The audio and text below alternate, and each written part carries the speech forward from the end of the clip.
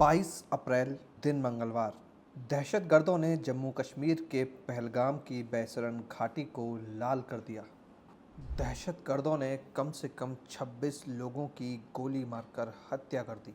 मारे गए लोगों में कुछ ऐसे लोग भी थे जो पहलगाम में शादी के बाद अपना हनीमून मनाने गए थे, लेकिन दहशतगर्दों ने नवविवाहिताओं के मांग के सिंदूर को मिटा दिया। इसके बाद से हर भारतीय के दिल में आग लगी हुई थी। लोग इंतज़ार कर रहे थे कि भारत कोई ना कोई एक्शन जरूर लेगा। देश को 2016 और 2019 में हुई स्ट्राइकों से उम्मीद थी।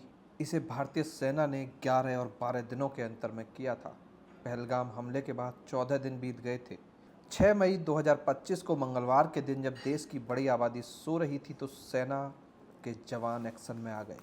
मंगलवार बुधवार की दरमियानी रात भारत ने पाकिस्तान को एक बार फिर बता दिया कि भारत एक चुटकी सिंदूर के लिए कहां तक जा सकता है। 7 मई को जब देश की बड़ी आबादी सोकर उठी तो पता चला कि ऑपरेशन सिंदूर से पहलगाम का बदला ले लिया गया है। रात करीब 1 बजे भारतीय वायुसेना के राफेल विमानों ने स्कैल्प क्रूज मिसाइल और हैमर प्रिसीजन गाइडेड पलक झपकते ही इन्होंने पीओके और पाकिस्तान के आतंकी ठिकानों को निशाना बना दिया। रात 1:05 से 1:30 के बीच 9 आतंकी ठिकानों का नामो निशान मिटा दिया गया। बुधवार सुबह विदेश सचिव विक्रम मिस्री, कर्नल सोफिया कुरैशी और विंग कमांडर व्योमिका सिंह ने इस हमले को लेकर ब्रीफिंग दी और इसमें बताया गया कि भारत ने कहां कहां कार्रवाई की है। कर्नल सोफिया कुरैशी ने बताया कि ऑपरेशन सिंदूर के तहत आतंकियों के 9 ठिकानों को निशाना बनाया गया है। इस वीडियो में हम जानेंगे कि भारत ने जिन 9 ठिकानों को निशाना बनाया है वे कहां हैं और उन्हें निशाना बनाने की वजह क्या है। सबसे पहले सवाई नाला पीओके के मुजफ्फराबाद में स्थित लश्कर का यह ट्रेनिंग कैंप एलओसी से 30 किलोमीटर भीतर है और सोनमर्ग, गुलमर्ग और पहलगाम हमले के आतंकियों ने यहीं से ट्रेनिंग ली थी। भारत ने पीओके के मुजफ्फराबाद में स्थित सैदना बिलाल कैंप को भी निशाना बनाया। ये जैश ए मोहम्मद का सेंटर है जहां हथियार, विस्फोटक और जंगलों में कैसे सरवाइव किया जाए इसकी ट्रेनिंग आतंकियों को दी जाती थी। पीओके के कोटली में स्थित गुरपुर कैंप भी रहा। एलओसी से 30 किलोमीटर दूर स्थित यह लश्कर का बेस था। 2023 में श्रद्धालुओं पर हमला करने वाले आतंकी यहीं ट्रेंड हुए थे।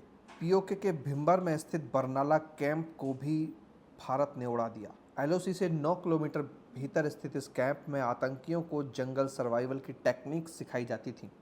साथ ही आतंकी इस कैंप में हथियार चलाना भी सीखते थे। भारत ने पीओके के कोटली में स्थित लश्कर के अब्बास कैंप को भी निशाना बनाया है। एलओसी से 13 किलोमीटर भीतर लश्कर के इस कैंप में फिदाइन तैयार किए जाते थे। बताया जाता है कि इस कैंप में 15 आतंकियों को ट्रेन करने की कैपेसिटी थी जिसे अब उड़ा दिया गया है। भारत ने न सिर्फ पीओके बल्कि पाकिस्तान के आतंकी ठिकानों को भी निशाना बनाया। भारतीयों के निशाने पर रहा सियालकोट का सर्जल कैंप। अंतर्राष्ट्रीय बॉर्डर से 6 किलोमीटर भीतर इस कैंप में मार्च 2025 में पुलिस जवानों की हत्या करने वाले आतंकियों को ट्रेन किया गया था। भारतीय सेना ने पाकिस्तान के सियालकोट में स्थित महमूना जया कैंप को भी निशाना बनाया है। अंतर्राष्ट्रीय बॉर्डर से 12 से 18 किलोमीटर भीतर इस कैंप में हिजबुल के आतंकी तैयार किए जाते थे। यहाँ से कठुआ और जम्मू में आतंकी वारदातों को अंजाम दिया जाता था। बताया जाता है कि पठानकोट हमले के लिए भी प्लानिंग यहीं से हुई थी। इसके अलावा मुरीदके का मरकज तैयबा कैंप भी भारतीयों के निशाने पर रहा। लश्कर का यह कैंप अंतर्राष्ट्रीय बॉर्डर से 18 से 25 किलोमीटर भीतर था और इसी कैंप से अजमल कशाब और डेविड कोलमैन हेडली जैसे आतंकी ट्रेंड हुए थे। मुंबई हमले के लिए प्लानिंग यहीं से की गई थी। वहीं बहावलपुर में मस्जिद सुभान अल्लाह को भी निशाना बनाया गया है। अंतर्राष्ट्रीय बॉर्डर से 100 किलोमीटर भीतर स्थित यह जैश का हेडक्वार्टर था। यहाँ से बड़े आतंकियों की रिक्रूटमेंट और ट्रेनिंग होती थी। यानी पाकिस्तान ने पहलगाम के साथ साथ मुंबई हमले का भी बदला ले लिया है।